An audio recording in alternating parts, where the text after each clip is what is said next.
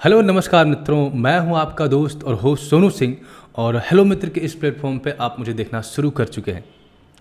दिवाली का मौका है, जब भी कोई त्यौहार आता है तो ये चर्चा शुरू हो जाती है कि शायद कोई आपके धर्म के खिलाफ बोल रहा है, कोई आपके धर्म के साथ बोल रहा है। हम सनातनी हैं, सनातन धर्म को फॉलो करते हैं और सनातन धर्म किसी एक समुदाय का नहीं। सनातन का मतलब है जो सदा से रहा है और सदा रहेगा। बहुत सारे आक्रांता है, उन्होंने हमारे कल्चर के ऊपर हमला किया, उन्होंने हमारे धर्म के ऊपर हमला किया, पर फिर भी आज हम बरकरार हैं। ऐसी बहुत सारी सभ्यताएं हैं जो दुनिया के अलग अलग देशों में विकसित हुई और आज उनका नाम सिर्फ इतिहास में आता है। पर सनातन ये वो धर्म है जो तब भी था, अब भी है और हमेशा रहेगा। और सनातन कैसे सिर्फ एक समुदाय का नहीं है, इस बात को आप इस बात से समझ सकते हैं कि पूरी दुनिया में ऐसे बहुत सारे देश हैं जो धर्म के आधार पर बने, जो भाषा के आधार पर बने, पर भारत ही एकमात्र ऐसा देश है जो धर्म के आधार पर नहीं बना। यहाँ मुस्लिम भी उतना ही सुरक्षित है जितना हिंदू, यहाँ पर क्रिश्चियन भी उतना ही सुरक्षित है और उतनी ही फ्रीडम के साथ रह सकता है जितना कि कोई हिंदू।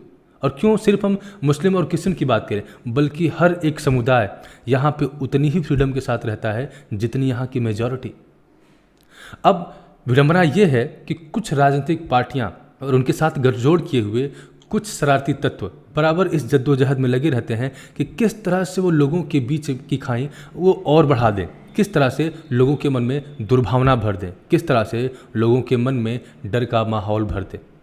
यहाँ पे बहुत सारे लोग बाहर से आए और इसी देश के होके रह गए, और न सिर्फ देश के होके रह गए बल्कि इस देश के अच्छे नागरिक भी बने। किसी भी धर्म को आप उठा लीजिए, हर धर्म से आपको उदाहरण मिल जाएगा। तो कहीं से कोई भी धर्म कहीं से खतरे में नहीं है। आपको सिर्फ एक चीज़ को ध्यान में रखना है कि चाहे कोई भी धर्म हो, चाहे कोई भी समुदाय हो, उनका सिर्फ एक ही उद्देश्य रहता है कि किस तरह से लोगों को आपस में परस्पर जोड़ा जाए। हमारा हेलो मित्र प्लेटफॉर्म भी इसी उद्देश्य से बनाया गया है।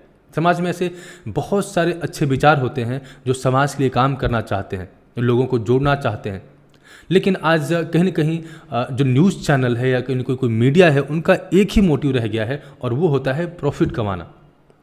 और इसी चीज़ को देखते हुए हमने एक मुहिम शुरू की और हमने सोचा कि क्यों न एक ऐसा मंच क्रिएट किया जाए जिसके माध्यम से हम उन विचारकों को, उन समाज सेवी लोगों को, उन समाज से जुड़े हुए लोगों को एक मंच दें जिससे वो अपने विचार को, अपने काम को लोगों तक पहुँचा पाएँ। समाज में अच्छे और बुरे दोनों विचार होते हैं। बुरे विचारों को पनपने के लिए, बुरे विचारों को फैलने के लिए किसी मंच की आवश्यकता नहीं होती है, वो ऐसे ही समाज में अपनी जड़ें मजबूत कर लेते हैं। लेकिन अच्छाई के लिए खड़ा होना पड़ता है। इस दिवाली के मौके पे मैं आप सभी के लिए प्रार्थना करता हूं कि आप सभी की दिवाली शुभ हो, आप सभी के घर में सफलता की रोशनी, आप सभी के घर में संपन्नता की रोशनी प्रज्वलित हो।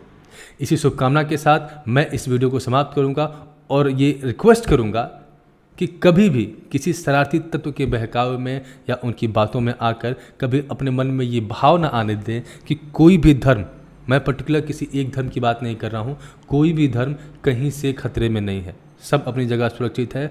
बस सबको कोशिश इस बात की करनी है कि जिस तरह से हम दिवाली को सेलिब्रेट कर रहे हैं, उसी तरह से हम दिवाली के असली उद्देश्य को भी समझें। दिवाली का असली उद्देश्य है बुराई पर अच्छाई की जीत।